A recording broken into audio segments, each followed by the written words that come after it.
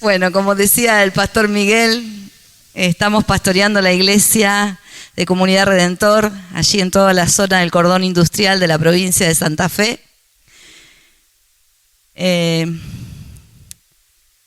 Desafiándonos a los tiempos que nos toca vivir. Conozco al Señor desde los 13 años y siempre desde que lo conocí comencé a servirlo en diferentes tareas, trabajando, y a medida que se iba requiriendo íbamos aumentando el crecimiento de servicio. Conocí al Señor en esta iglesia, me casé en esta iglesia, conocí a mi novio y a mi esposo en esta iglesia, presenté a mis hijos en la iglesia, bueno, por supuesto nos bautizamos y ahora estamos pastoreando la misma iglesia. Y hay hermanos que todavía están con nosotros desde aquella época. Siempre trabajando y entendiendo que la asignación de Dios para este tiempo es llevar a las personas a un nivel diferente, tanto espiritual, con consejos en finanzas, económicos, en crecimiento y desarrollo intelectual. Yo tengo entendido que eso es lo que Dios me envió a hacer, es sacar a la gente de un espíritu de miseria, de paralización, y llevarlos al nivel que Dios había puesto para cada uno de aquellos que son hoy la iglesia de Cristo. En el 2011 recordaba que habíamos estado marchando por la mujer con embarazos vulnerables, defendiendo la vida desde el vientre materno, yendo al Congreso de la Nación, cuando allí apenas se quería tratar esta ley de aborto, y ahí estar orando y clamando y pidiendo a Dios que haya confusión en medio de los diputados, porque la mayoría quería que se tratara la ley del aborto. Y ahí atrás de Cynthia Houghton estábamos nosotros trabajando y orando fuertemente. Y vinimos, me acuerdo, esa madrugada, habíamos llevado un colectivo desde Santa Fe para Buenos Aires y vinimos esa madrugada. Un poco habíamos salido de ese lugar porque se había aprobado de que en comisión se pudiera tratar ya la ley de aborto. Y cuando estábamos subiendo al colectivo y nos estábamos viniendo, que la verdad que no entendíamos, porque Dios nos había dado una palabra que ponía temor en medio de esta gente y que eran confundidos, esa era la palabra por la cual estábamos orando, confunde a esta gente. Cuando veníamos de vuelta recibimos un llamado telefónico de que no había valido la aprobación del tratamiento de esa ley, que se habían confundido y que quedaba todo en nada. Y entendimos de que teníamos que seguir militando, entendimos que para cambiar la educación de nuestro país, algo teníamos que hacer, y pusimos un colegio de nivel inicial, primario, secundario, un CAU de la Universidad Siglo XXI, y al menos un grupo de nuestra población no estaba recibiendo ideología de género. Y fuimos a los barrios, a los chicos que a lo mejor no podían pagar un colegio privado, pero que podían recibir los fines de semana apoyo escolar. Estamos trabajando en más de 6 barrios de las regiones de donde estamos pastoreando, y todos los fines de semana dándoles valores de la palabra, dándoles el apoyo escolar, de tal manera que los chicos no iban a proceso. Esto fue antes de la pandemia también, y en la pandemia aún más. Pero nos damos cuenta que a veces toda nuestra acción social y toda nuestra disposición no alcanza. Fuimos a los barrios de Rosario, ustedes saben lo que sucede en Rosario. Nosotros tenemos una iglesia allí, en la avenida Alberdi, y cuando nos enteramos, porque hicimos búnkers de bendición, llamamos, eran casas de bendición, casas donde se predicaba la palabra, pero como está tan en moda los búnkers, en aquel tiempo cuando comenzábamos, hicimos búnker en cada barrio. Si había un búnker de droga, tenía que haber un búnker de bendición. Y trabajamos de esa manera, de tal manera que algunos de los hermanos pagaron rescate de los soldaditos que tenían dentro de los kioscos de droga para liberarlos y para que pudieran conocer a Cristo. Y muchos de ellos están viniendo a la iglesia en este tiempo. Pero el narcotráfico sigue creciendo. La inseguridad sigue creciendo.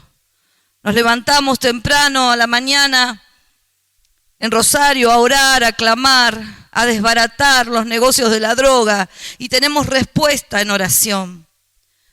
Pero este flagelo sigue aumentando y la inseguridad. Usted sabe que una de las ciudades más inseguras de nuestro país, inclusive creo que los datos me decía Daniel que eran el doble de la media de Argentina, los casos de homicidios, asesinatos que hay en la ciudad de Rosario. Y este año se ha superado a sí misma Rosario con respecto a los casos, la cantidad de casos. Es por eso que entendimos que con la iglesia vamos a seguir trabajando, que con la iglesia vamos a seguir orando. Pero entendimos como nunca un versículo que está en Salmo 11, 2 y 3, que dice: vean cómo tensan sus arcos los malvados. Hágase la idea, cómo tensan los arcos los malvados. Preparan las flechas sobre las cuerdas para disparar. Nos están disparando. Para disparar desde las sombras. ¿Desde dónde lo hacen? Desde las tinieblas. ¿Contra quiénes? Contra los rectos de corazón. Contra los justos, los que hemos sido justificados por Jesucristo. Y el salmista se hace una pregunta, que es la que nos hacemos en este tiempo. Cuando los fundamentos son destruidos, ¿qué hará el justo?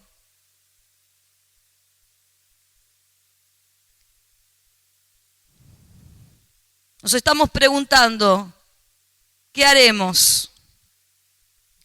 Los arcos tensos y las flechas disparadas y los fundamentos destruidos. El enemigo no nos da tregua.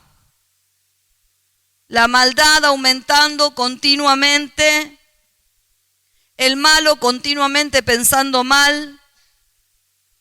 Y vemos cómo nuestra amada patria comienzan leyes, instrumentos del enemigo para perseguir a los justos de corazón, articulando leyes que van en contra de lo que nosotros predicamos todos los días. Distintas flechas. ¿Qué hará el justo? Y yo me hago esa pregunta cada día. ¿Qué hago, Señor? ¿Qué hacemos?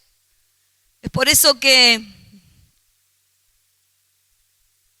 hemos tomado decisiones en este tiempo que son un cambio de mentalidad para los tiempos que nos toca vivir.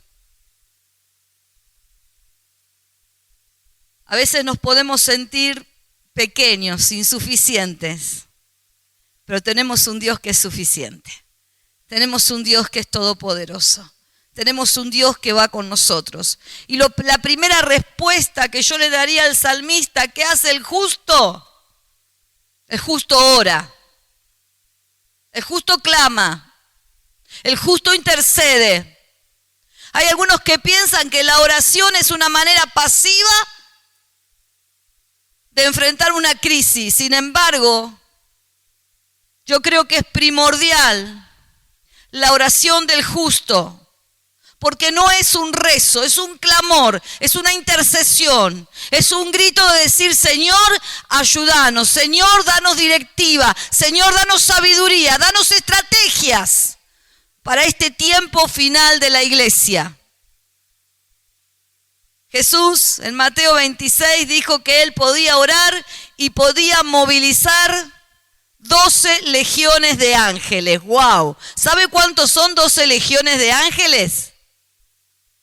72.000 ángeles. Mire si la oración no es poderosa. Mire que si oramos y decimos, Señor, envía tus ángeles, Dios no puede enviar legiones de ángeles a favor de sus hijos. Y lo necesitamos cuando salimos de nuestras casas, lo necesitamos en el camino, lo necesitamos en el trabajo, lo necesitamos para venir a la iglesia.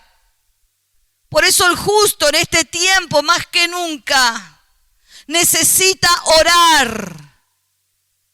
Es tiempo de orar. Es tiempo de clamar. Es tiempo de clamar. ¿Qué ha de hacer el justo?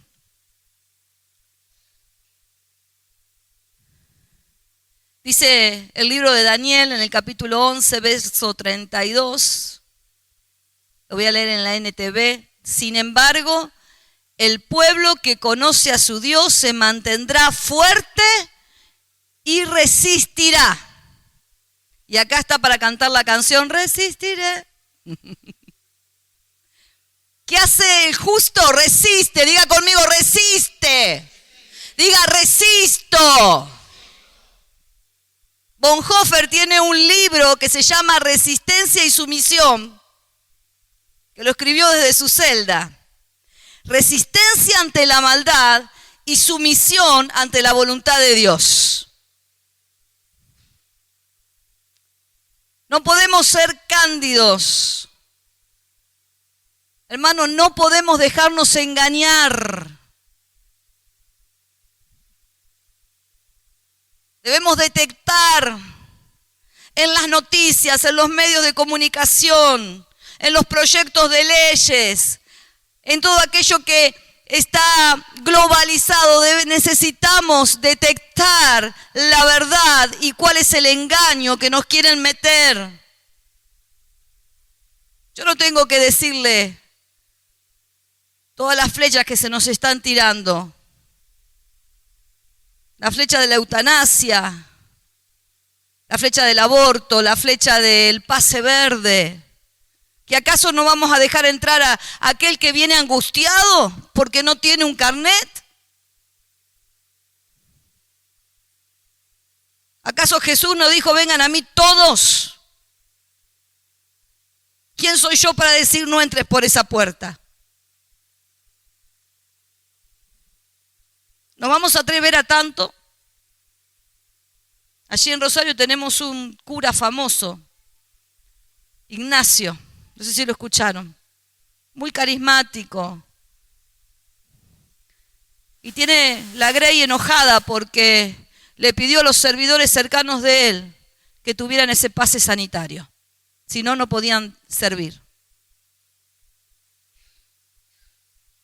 ¿Qué hará el justo? El justo resiste. La palabra esa de resistir se traduce en varias partes de la Biblia como asá. Y significa actuar. Es tiempo de actuar. Vamos a hacer algo. Si los fundamentos son removidos, si las bases son removidas, algo el justo tiene que hacer. Caminaremos, oraremos, nos manifestaremos, estaremos en las redes sociales denunciando. Resistir, esa palabra hará también tiene que ver con resistir. Hemos declarado que nuestra familia, nuestros niños, la vida son el campo de lenteja que vamos a defender, aunque se nos quede pegada la espada en la mano, amados. No vamos a soltar la espada de la palabra, los vamos a defender. Me contaban hoy cómo obligaron a una familia que llevó a su niño al dispensario, un niño de 3 años, lo obligaron. La coercionaron porque si no la iban a denunciar porque tenía que vacunar a su niño de 3 años. No se lo sugirieron, no la aconsejó la médica, la obligó porque si no la denunciaba la policía. La palabra asá es construir.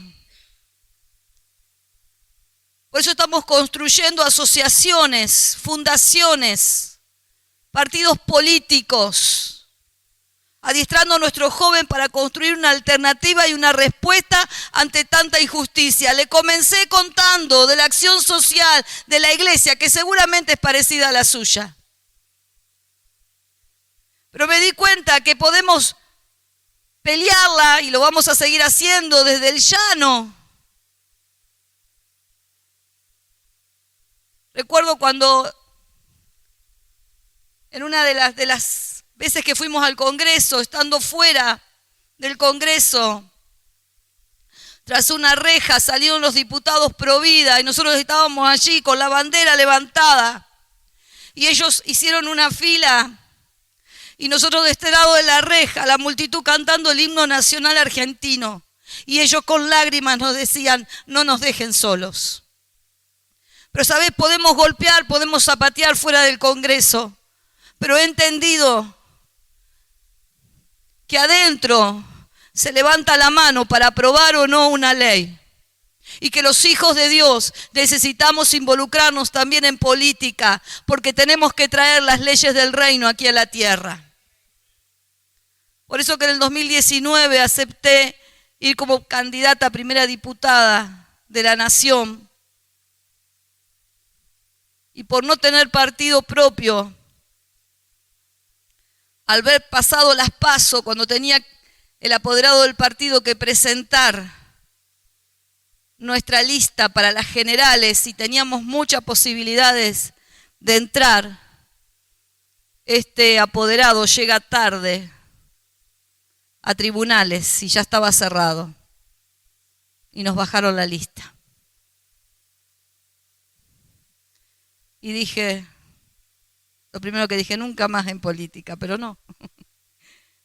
Eso me llevó a seguir trabajando y ser parte de aquellos que abran camino para que otros puedan entrar. En el 2021 volví a participar de la candidatura. Por gracia de Dios también pasamos las PASO y fuimos a las generales. De 24 listas que había, pasamos 8 a las generales.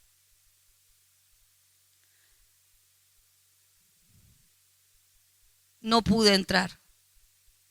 No alcanzaron los votos. Pero entiendo que algo estoy haciendo.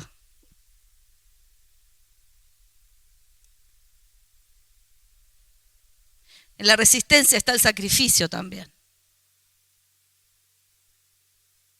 Se habla poco en nuestros templos de sacrificio. Y sacrificar tu comodidad, tu bienestar familiar, por ser sal y luz. A veces le decía a Daniel en esta campaña del 2021 que fue: mi provincia de Santa Fe es grande, es larga. Son muchas ciudades, son más de 300 ciudades.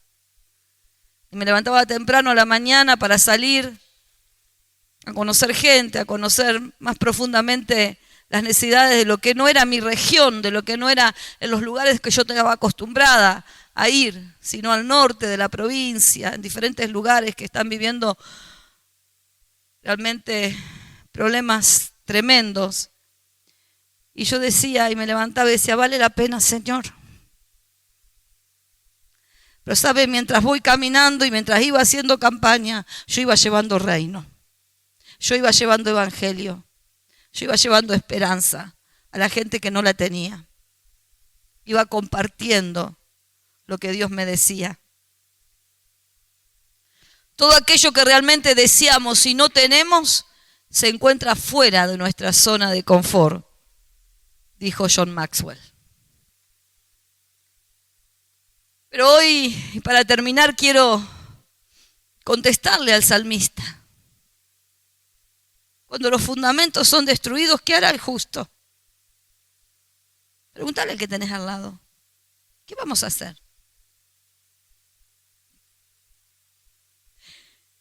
Y entiendo que el justo denuncia con voz profética. De alguna manera Dios ha transformado nuestras predicaciones en denuncias sociales en las cuales necesitamos arrepentirnos y volvernos a Cristo. Es por eso que cada semana, y es literal lo que les cuento, hermanos, cada semana de lo que se habla en el púlpito de la ciudad de San Lorenzo, de Rosario, tiene replicación en los medios locales de nuestras ciudades. Y eso es algo tremendo, porque gente impía replica lo que los pastores decimos desde el púlpito, para criticar o para dejar picando. Pero en la región se conoce la voz profética de la iglesia. En este tiempo de pandemia nos quisieron cerrar, no nos permitían entrar a alguna de las iglesias a las que estábamos pastoreando. Y recuerdo el caso de Timbúes, una ciudad pequeña pero muy importante de la región económica, portuaria.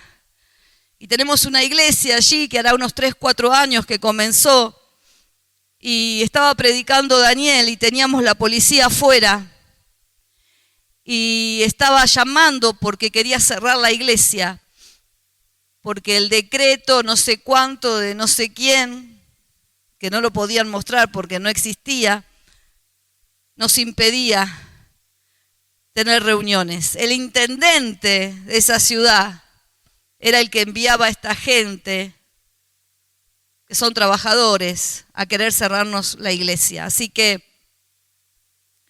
salieron los pastores, salió Daniel también allí, y algunos lo filmaron por Instagram,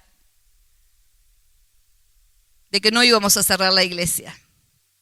Y siempre estuvimos en oportunidades, se tenían que reunir en las plazas porque no les dejaban estar dentro del templo que teníamos. En estas elecciones, un intendente mafioso, corrupto, que pensaba que las tenía todas para ganar porque había pasado las PASO, las cosas de Dios, ¿no? La noche anterior llueve tremendamente. Y la gente de los barrios que apoyaba quedaron abnegadas y no pudieron ir a votar. Así que perdió las elecciones este intendente y ganó un hombre que es temeroso de Dios. Yo no creo en las casualidades. Yo sé quién manda la lluvia. Y mire cómo es cuando Dios reivindica a sus hijos. Hoy nos terminan de llamar.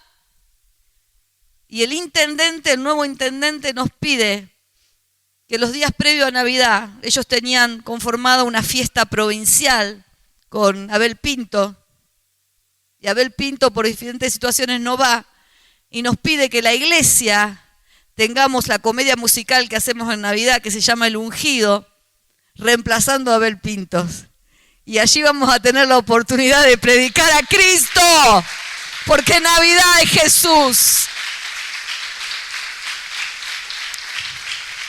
¿Cuánto tiempo pasó desde que nos quisieron cerrar hasta ahora que nos ponen en la plaza principal? Pero yo creo en ese Dios que respalda las acciones de sus hijos. Yo creo en esa voz profética. Así que no quiero pisarme en el mensaje de mi esposo. Estamos en esa batalla espiritual y cultural. Y nos hemos propuesto en esta década ir por la educación, ir por los medios de comunicación, ir por el entretenimiento y el arte, ir por la religión, ir por el gobierno, ir por la familia e ir por la economía. Que Dios nos bendiga.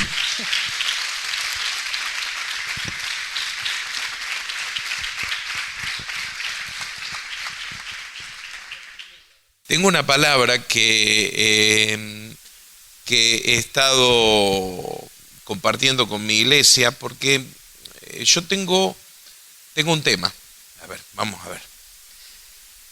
Yo conozco al Señor desde mi adolescencia, pero empecé a transitar los ámbitos de la iglesia en el jardín de infantes de la iglesia. En aquel momento, en el jardín Mickey Mouse, me mandaron ahí al jardín y empecé y después ya me quedé. y tengo una experiencia con Dios, así que en mi adolescencia, así que llevo una vida entera dentro de estos ámbitos. Para bien o para mal, como diría Balistrieri, hasta lo malo lo aprendí dentro de la iglesia. Entonces, mi pregunta es, ¿qué es ser iglesia en este momento? A ver, entiéndase bien. Somos iglesia siempre. Pero cuando yo era chico, por ejemplo, iglesia era defender la sana doctrina. ¿Está? Y está bien porque seguimos defendiendo la sana doctrina, pero en aquel tiempo nosotros estábamos muy enojados con los católicos que adoraban imágenes y toda esa historieta y yo me acuerdo que era el énfasis que se daba acerca de cómo vivir la fe. Pasaron los años, de pronto llega otro momento de la historia y entonces vivimos los moveres espirituales de los años 80, de los años 90. Para nosotros los bautistas fue un tiempo interesante porque fuimos confrontados con toda una experiencia que nos sobrepasó, es decir, algunos la trataron de parar, pero sobrepasó y de pronto nos dimos cuenta de que podíamos tener otra relación con el Espíritu Santo, que podíamos tener una vivencia no tan mental, sino que un conocimiento espiritual. Y entonces esa década o esas décadas fueron décadas de experimentación. La iglesia estaba en una revolución de adoración. Si usted recién se incorpora, quizás no entienda, pero el que hace años que pertenece a la congregación se va a acordar que apareció Marcos Witt, que apareció el evangelista Carlos Anacondia. Bueno, fue una época maravillosa y ser iglesia en aquel tiempo era estar avivados y estar en campaña y evangelizando y todo lo demás. Paralelamente con eso teníamos a Menem, que nos rifó el país, pero bueno, eso es otra historia. Pero la iglesia estaba encerrada en sus cuatro puertas, en sus cuatro paredes, y estábamos contentos, estábamos muy felices. Pero ya después vino la década del 2000, vino el tema del corralito, del corralón, de todo lo que pasó. Después vino la era kirchnerista.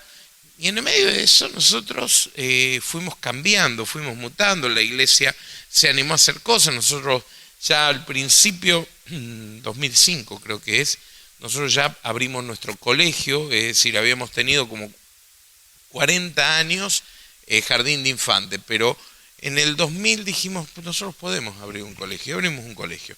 Y la iglesia empezó a tomar otra envergadura, el crecimiento de la iglesia fue otro, ya no éramos un grupito minúsculo, éramos un grupo de gente que tomábamos decisiones y que participábamos de la vida de la iglesia, y fue todo un momento interesante, importante. Crecimos mucho en comunión con las iglesias pentecostales, de pronto se derribaron barreras denominacionales, aprendimos los unos de los otros y encontramos lo bueno que tenía el otro y tratamos de disimular aquello que no estábamos de acuerdo, pero pensando que el otro también quería cambiar. Bueno, fue un tiempo muy maravilloso. Pero ahora, ¿qué es ser iglesia? ¿Qué es ser iglesia cuando te están tirando continuamente? Yo quiero contarles, esta tarde me llegó la disposición que en provincia de Buenos Aires Kicillof lanzó para la provincia de Buenos Aires del pase sanitario. Y mi primera reacción, hermanos, es un profundo desazón. No sé si a usted le pasa, a mí me pasa. Yo cuando escucho, por ejemplo, lo que pasó en La Pampa con este chiquito Lucio, a mí me puso un profundo desazón. Y cuando escucho la noticia de esta chica de nuestra congregación, que la coaccionan para que inocule a su bebé, yo digo, estamos peleando contra molinos de viento, pero son gigantes increíbles. Es decir, no les atribuyo fuerza, pero sí atribuyo que son realmente impresionantes. Y entonces, sería intimidante, gracias, pastor. Y entonces, ¿qué hacemos? Pensando esto, surge esta palabra. Y entonces, permítame hablarle de un pasaje que usted conoce, y si no conoce, lo va a tener que conocer porque si no, no me va a entender.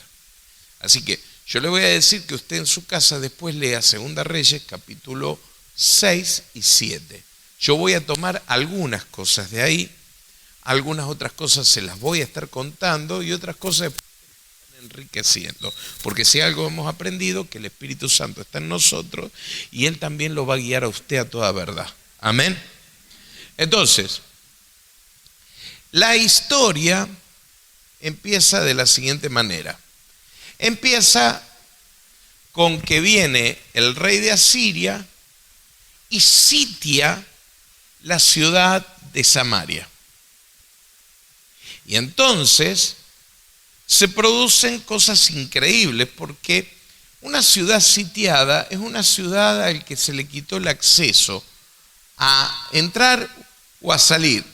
Cuando la comida empieza a escasear, cuando el agua empieza a escasear, cuando las personas empiezan a estar encerradas todos los días, se producen cosas increíbles y se producían cosas terrible. La gente empezaba a beber su orina porque escaseaba el agua, la gente comía cosas imposibles. El pasaje nos cuenta que comían la cabeza de un burro, que era un animal inmundo, que comían el estiércol de la paloma porque tiene residuo de cereal. Bueno, la cosa es que lo que ocurría ahí era terrible. Es más, en una oportunidad Joram, que es el rey de Israel y que está gobernando Samaria, dice que está caminando y lo paran dos mujeres y una le grita: salve rey. Y el rey dice: ¿a dónde crees que te salve? No tengo nada. Y dice: no, mire, ayer yo comí a mi hijo con esta mujer y quedamos que hoy nos comíamos al hijo de ella. Y ella lo escondió. Y el rey se horroriza, porque hay actos de canibalismo ahí en medio de Israel. El rey se rasga las vestiduras, amenaza a Eliseo y dice: mañana le voy a cortar mañana a esta hora Eliseo le corto la cabeza, y envía a detenerlo. Y esto para mí, hermanos, es una gráfica de lo que es nuestra sociedad hoy en día. Nuestra sociedad está sitiada por la maldad. Nuestra sociedad está rodeada por un montón de circunstancias que la dañan, que la oprimen. Y en medio de esas circunstancias está la iglesia. Usted y yo estamos, como dice el tango, en el mismo lodo. Usted y yo estamos en la misma circunstancia de toda la gente. Estamos sitiados por la maldad. Nosotros en el lugar donde vivimos, le pedimos a los gobernantes que en vez de tanta vacuna nos den chaleco antibala, porque la gente muere más por las balaceras que por la variante, la que sea. Y cuando uno ve todo eso, y uno ve que el mal está reinando, nosotros tenemos que replantearnos que como iglesia nosotros tenemos que dar otra respuesta. Mi tema hoy es pensar con ustedes qué tiene que hacer la iglesia. Yo creo que la respuesta para la circunstancia que estamos viviendo y que se desprende del texto es que nosotros nos convirtamos en una iglesia profética y militante. Y mi desafío hoy va a ser ese. Yo te voy a animar a que te vuelvas una iglesia profética y militante. Alguno dirá: pastor, lo estamos haciendo, gloria a Dios. Te lo digo para que alentarte y para que me alientes a mí. porque en este tiempo vamos a necesitar alentarnos unos a otros. Pero quiero animarte a que te conviertas conmigo en una iglesia profética y militante. La iglesia profética y militante en el texto de hoy está representado por Eliseo por un lado y por 4 leprosos muertos de hambre por el otro. Es decir, la iglesia en este pasaje está representada por el profeta Eliseo y por 4 leprosos muertos de hambre. Entonces decirle a uno, hola profeta, y al otro que tenés de tu lado, dígale, hola profeta, ayúdame a predicar. Y al otro que está del otro lado, decirle que hace leproso muerto de hambre.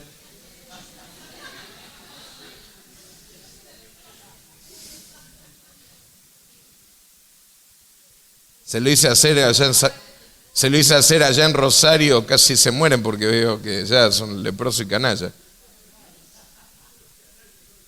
Claro. Ahora, déjeme hablarle de la iglesia profética representada a través de Eliseo. Eliseo, es alguien que está allí en medio de la ciudad de Samaria. Y quiero destacar esto porque Eliseo siempre está en medio de la necesidad de la gente. Según el pasaje anterior, Eliseo vivía en Dotán. Pero ahora la ciudad está sitiada y él está en medio de Samaria. En otra oportunidad hay una aventura militar. El pueblo termina en el desierto y están tan desesperados, dicen, busquemos un profeta. ¿Y quién está con el pueblo en medio del desierto? Eliseo. Y en otra oportunidad los de Jericó tenían un problema de aguas malas. ¿Y a dónde estaba ahí el profeta? Ahí, en medio de la gente. Siempre Eliseo usted lo va a encontrar en medio de la gente, porque la iglesia, usted y yo, estamos en medio de la gente. A mí no me tienen que venir a decir algunas cosas de lo que pasa en la sociedad. Esta es una ventaja enorme que nosotros tenemos, porque mientras otros leen en los diarios o en los informes qué es lo que pasa, nosotros sabemos lo que pasa en la sociedad, sabemos lo que pasa en nuestros barrios, charlamos con la madre que el hijo está en drogadicción, hablamos con la gente que está perdiendo su familia, gente que perdió su empleo. Nosotros estamos cerca de la gente. Eliseo, la iglesia profética que representa en este pasaje, Eliseo es alguien que está en medio de la gente. Y usted y yo como iglesia tenemos esta bendición, la bendición de estar en medio de la gente. Nosotros sabemos lo que le pasa a nuestra gente. Y en esa circunstancia Eliseo está allí en medio de Samaria y cuando lo van a apresar, me llama la atención otro detalle, no estoy todavía entrando en el tema, pero me llama la atención que Eliseo, aquel que cuando lo rodeó un ejército, le dijo a Dios, abre los ojos del siervo para que vea que está rodeado él de ángeles y que el que rodea al ejército también es una multitud de ángeles. Eliseo, ese hombre que está tranquilo y que declara más son los que están con nosotros que los que están contra ellos, Eliseo le dice tranquen la puerta. Porque la iglesia tiene que confiar de que Dios está con ellos, pero la iglesia tiene que trancar la puerta. Y en este tiempo la iglesia profética tiene que trancar la puerta a los asesinos, trancar la puerta a los inmorales, trancar la puerta a los que nos están robando el futuro, a los que nos están destruyendo los niños. La iglesia es una iglesia que tranca la puerta. Mi hermano, tranque la puerta. Impidamos que esta generación se pierda. Impidamos que Argentina caiga de mal en peor. Este es tiempo de que la iglesia profética se levante y que tranque la puerta, que le diga al diablo hasta aquí. Hasta aquí, no más, vos no avanzás, no más.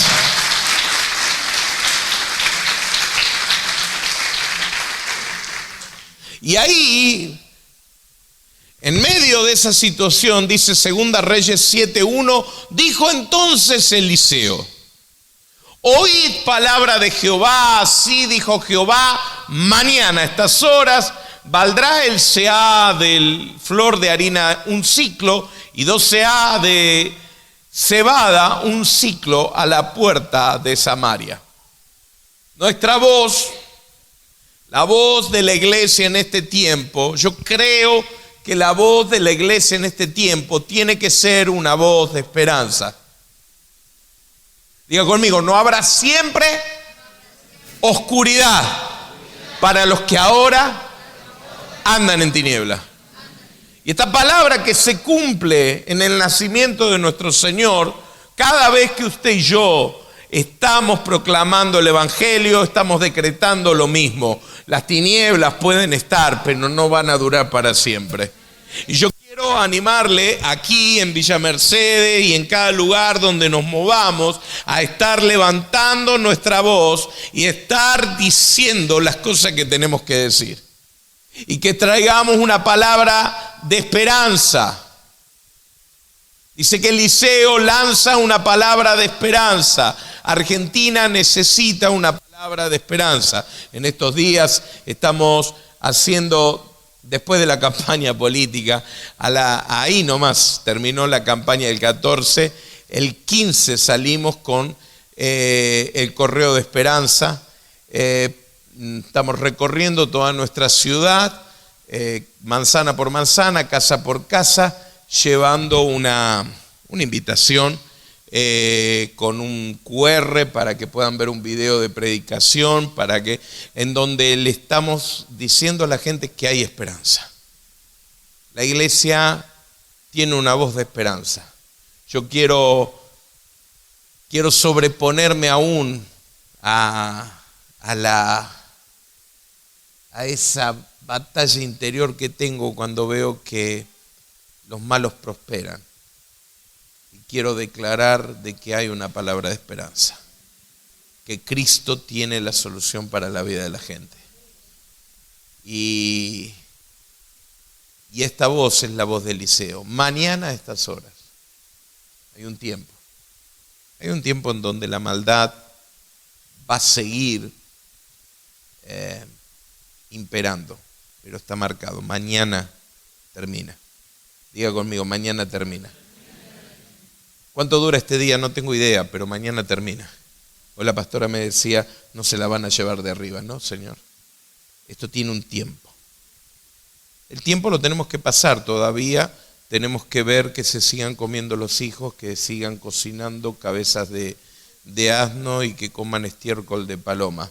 Todavía tenemos que escuchar a los reyes de esta tierra diciendo que nos van a cortar la cabeza a los siervos de Dios. Todavía tenemos que aguantar que algún desubicado se ría de nosotros, pero no importa, mañana a estas horas esto se acaba.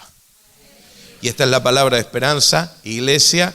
Nosotros tenemos una palabra de esperanza para Argentina. Se acaba la corrupción, se acaba la miseria, se acaba el temor, se acaba la angustia, se acaba en el nombre poderoso de Jesús. Dele un aplauso a Él, dele gloria. Yo creo que la iglesia en esta posición profética tiene una relación de amor-odio. A ver.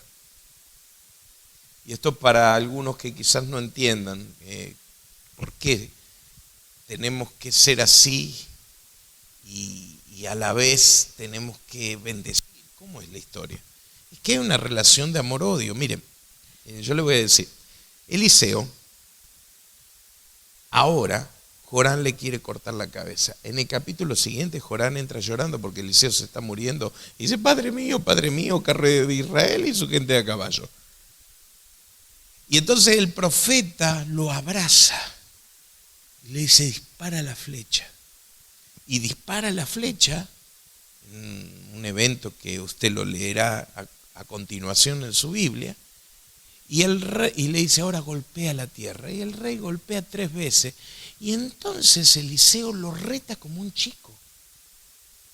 En otra oportunidad, cuando se encuentra con Eliseo en el desierto, el rey le dice, si no fuera porque está Josafat, vos no te miro ni a la cara.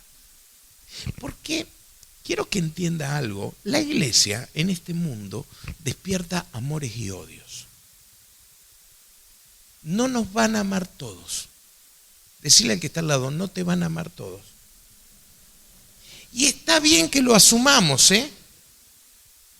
Está bien que lo asumamos. Nosotros tenemos una vecina, ahí a la vuelta, no sé si es la misma que tiene usted acá, pero nosotros tenemos una vecina a la vuelta de la iglesia que está endemoniada. No, usted no sabe lo que es. Hicimos el año pasado el ungido en la plaza y nos agarró la lluvia, porque el pastor no quiso hacerlo una vez. Veníamos de tanta abstinencia que le dije, vamos a hacerlo 2 funciones, una tras la otra. Y en la segunda función, en la mitad, se vino un tormentón. Y como la plaza nos queda 1,5 cuadras del templo, ahí pasábamos llevando todo, habíamos desarmado la pantalla, íbamos todo así, y ella, ¡ja, ja, ja, ja! ¡Qué bien! Ojalá se les rompa todo, así. Y los hermanos la querían pelear, le digo, tranquilo, y ¿por qué no nos odian tanto? ¿Y por qué es así? La iglesia despierta amores y odios. Dice la palabra que Herodes lo escuchaba de buena gana a Juan el Bautista, pero después le mandó cortar la cabeza. A ver, digan conmigo, amores y odios. Y la iglesia profética despierta eso.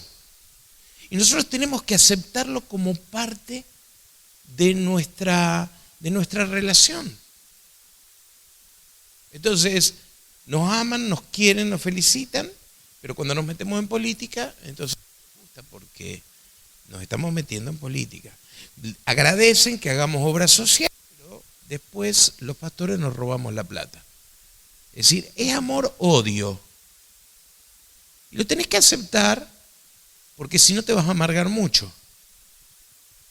Entonces Eliseo está parado ahí y viene un desubicado, un funcionario desubicado y se le ríe de la palabra. Y te tenés que bancar que se te rían de tu palabra.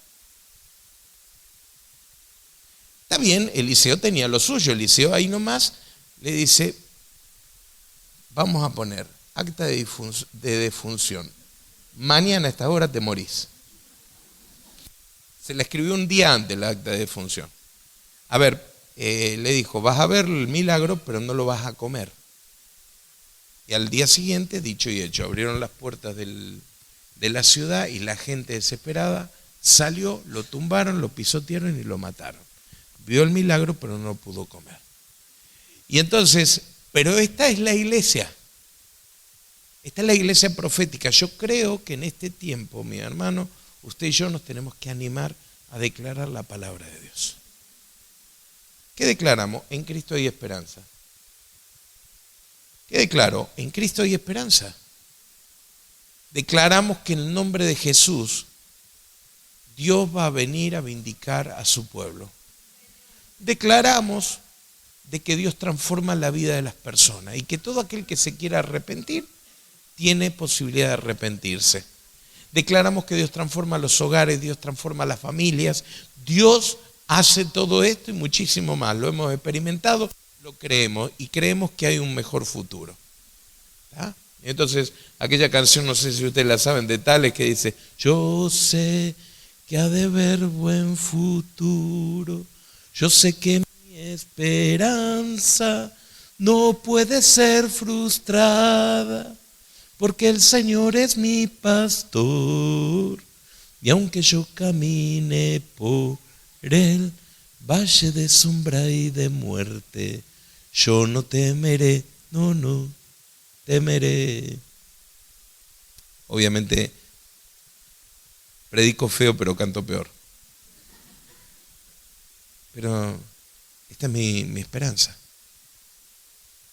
Yo creo que no va a ser frustrada. Yo sé en quién he confiado, dice Pablo. Yo sé en quién he confiado. Y iglesia, en este tiempo de tantas luchas, nosotros tenemos que no callar, porque ¿sabes lo que pasa? A veces cuando el mal avanza, tendemos a querer callarnos y no decimos nada. Y entonces estamos en en nuestro trabajo y nos callamos la boca. Y estamos en la facultad y nos callamos la boca. Y estamos en una reunión de amigos y nos callamos la boca. ¿Por qué? Porque no queremos que nos odien. Pero tenemos que aceptar que no le vamos a caer bien a todo el mundo.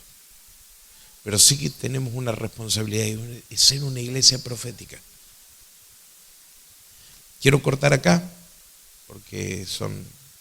No, yo puedo seguir, pero... No, ahora son 1:30, si está bien ahí, es 1:30. Bueno, 15 minutos. Mire, a ver, ya los tengo contados, lo espero todo acá.